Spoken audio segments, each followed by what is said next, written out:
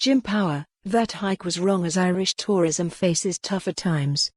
I believed at the time that the decision in Budget 2019 to increase the VAT rate for the hospitality industry from 9% to 13.5% was a mistake in terms of its timing, its magnitude and the rationale that was used. The timing was particularly damaging, given that we were heading into a year of more difficult global economic circumstances, and of course Brexit was starting to ramp up as a big issue for both the Irish and UK economies.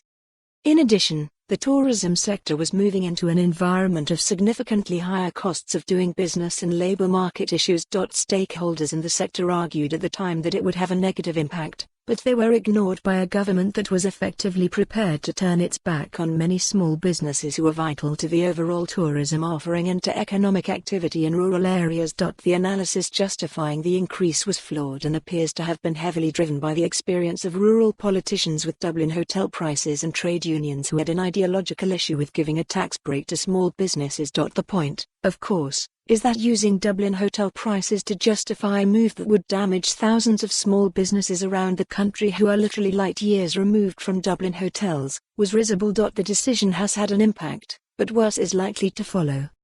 On the surface, 2019 was another good year for the tourism sector in the sense that overseas visitor numbers hit a new high. However, beneath the surface, it proved more challenging. It is estimated that despite the record number of overseas visitors, the tourism spend was down around 1.8%, reflecting a change in the composition of the overseas market. The UK visitor share has been falling rapidly, and the growth in North America and Europe has been stronger in numerical terms.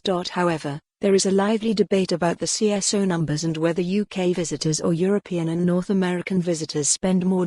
Which nationality is more frugal, and who shares the starters, is widely discussed among restaurant owners and others. Earlier this week, in conjunction with its annual conference in Galway, the Irish Hotels Federation released data showing that overall hotel occupancy rates in 2019 increased slightly to 73% from 72% in the previous year.